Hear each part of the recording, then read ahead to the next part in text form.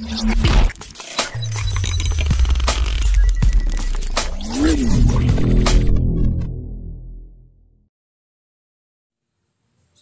warahmatullahi wabarakatuh. Apa kabar semuanya? Kita bertemu lagi dalam pelajaran matematika di semester 2 ini. Kita akan memulai dengan pelajaran yang baru. Di kelas 6 ini kita akan mengulas tentang bangun ruang yang sudah dipelajari di kelas 5. Akan tetapi di dalam bangun ruangnya ini kita akan memperluas lagi, di mana bangun ruang itu sendiri merupakan gabungan dari bangun datar yang membentuk sebuah ruang, ya. Misal ada sebuah bangun datar persegi, ya. Jika bangun datar persegi ini kita tambahkan jumlahnya sebanyak 6 buah. Oke. Ya, semuanya persegi. Oke.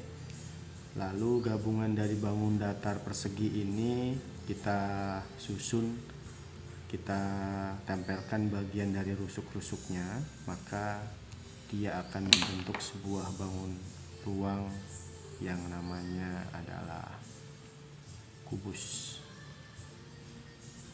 Gitu ya. Ini pengertian dasar dari sebuah bangun ruang. Dan gabungan-gabungan dari bangun datar ini disebut dengan jaring-jaring sebuah bangun ruang. Oke, dipahami ya. Oke.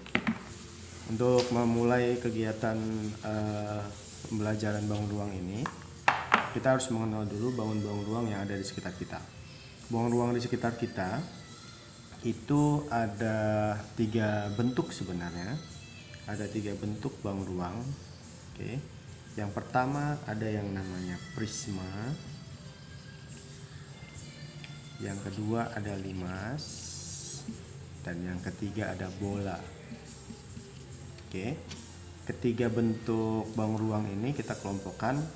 Prisma itu ciri-cirinya adalah memiliki alas dan atas yang sama. Bentuk bangun ruang yang memiliki alas dan atas yang sama, ya. Alas ini adalah bawahnya, atasnya ini adalah sisi bagian atas. Itu sama bentuknya. Artinya kalau di bawahnya ini bentuk persegi, atasnya juga persegi. Jika di bawahnya berbentuk lingkaran, berarti atasnya juga berbentuk lingkaran. Jika di bawahnya ini berbentuk persegi panjang, oke, atasnya juga berbentuk persegi panjang. Jika alas dan atasnya berbentuk segitiga, oke, atasnya juga berbentuk segitiga. Ini disebut dengan prisma. Oke, prisma ya, prisma. Ingat, prisma sama, alas dan atas sama. Banyak sekali bentuk-bentuk prisma tersebut. Tidak hanya 4 bangun ruang ini, tapi dalam semester ini kita akan mempelajari 4 bangun ruang ini saja. Sedangkan limas itu merupakan sepertiga dari bangun prisma. Asal muasal dari prisma itu sendiri, dia berasal dari bangun prisma. Di mana bangun prisma ini, kalau setiap sudutnya kita tarik garis seperti itu ya. Oke, sehingga kita akan ambil satu sisinya. Oke. Dia akan membentuk sebuah prisma, ya. Sehingga membentuk seperti ini ya.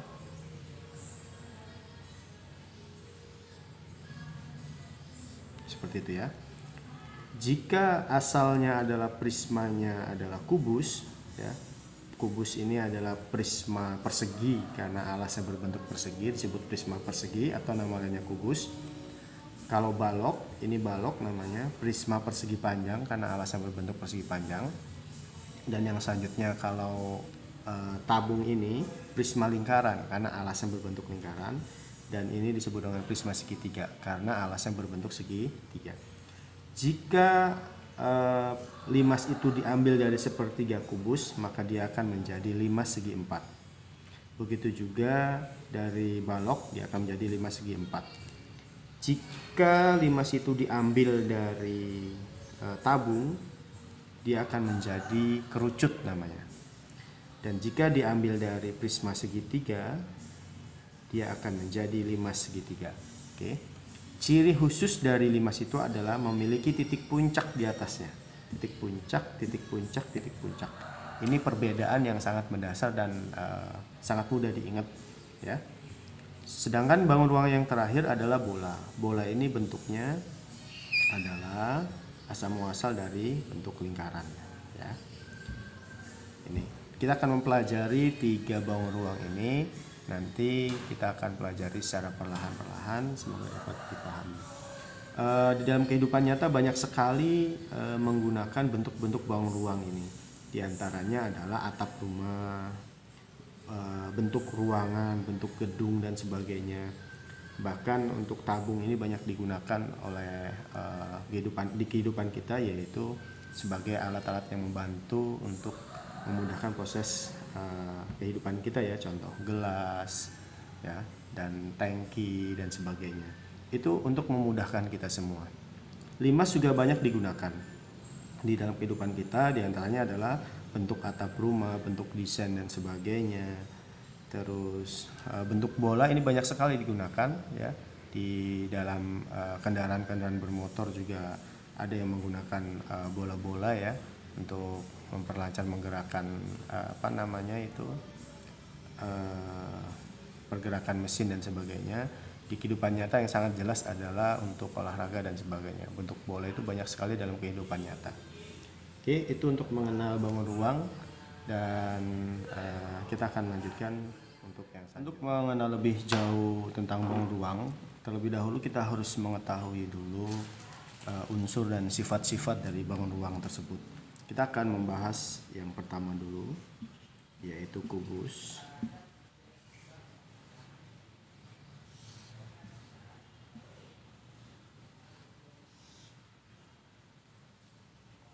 Oke.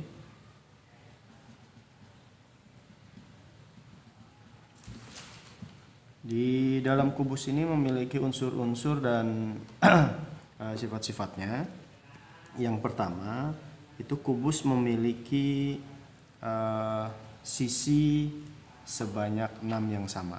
Mana saja sisi yang sama?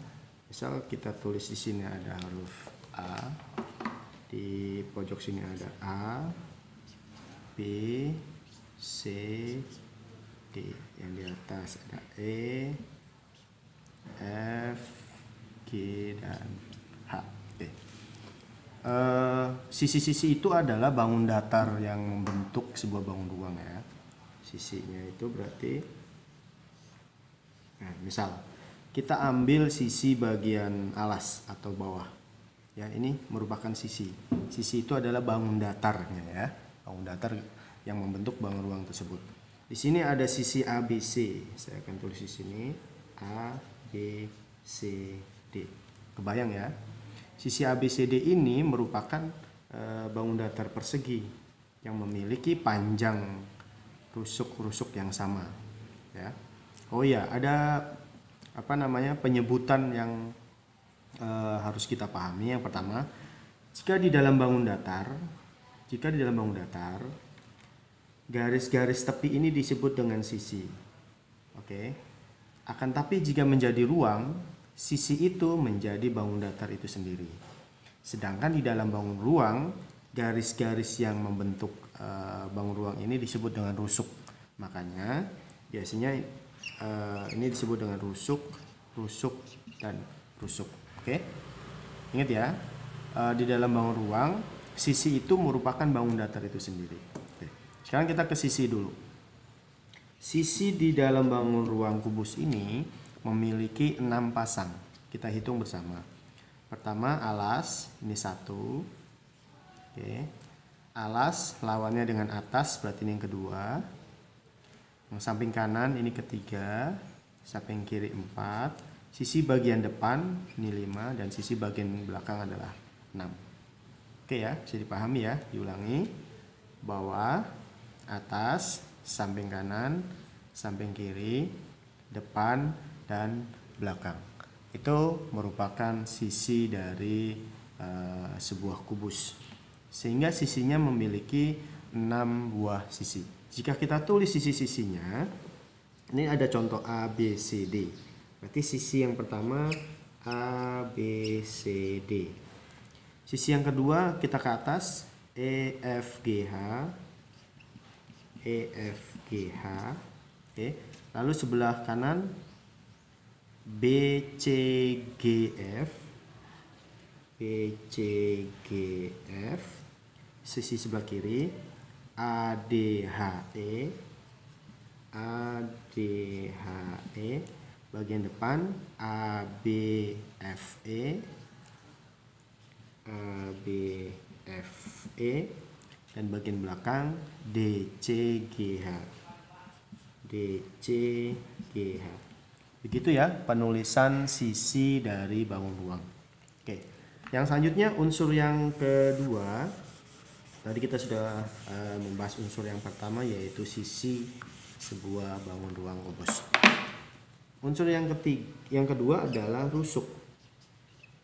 Di awal saya sudah katakan tadi bahwasanya di dalam bangun ruang rusuk itu merupakan garis-garis pinggir ya, yang dia membentuk sebuah bangun ruang.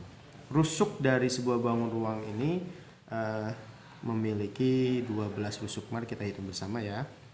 Di sini ada panjang rusuk AB, kita tulis AB, terus kita muter ya, BC,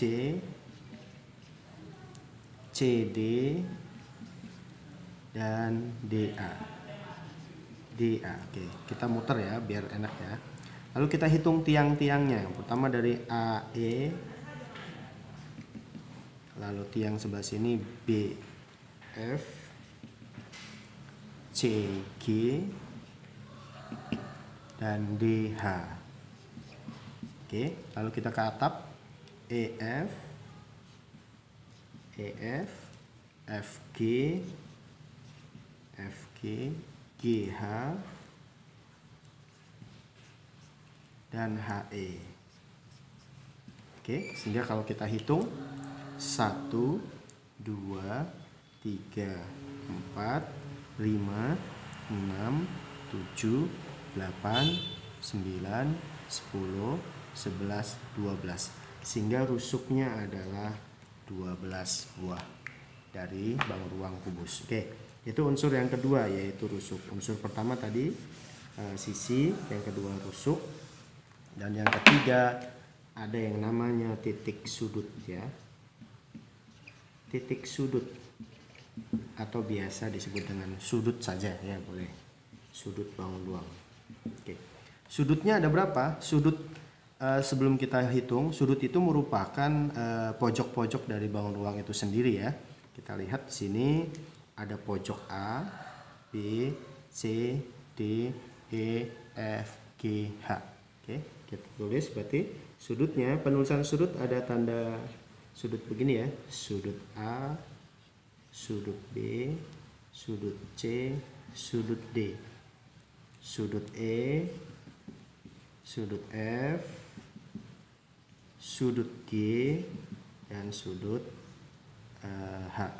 Oke, sehingga jumlahnya ada 8 buah sudut. Itu merupakan unsur-unsur dari bangun ruang kubus. Bisa dipahami ya.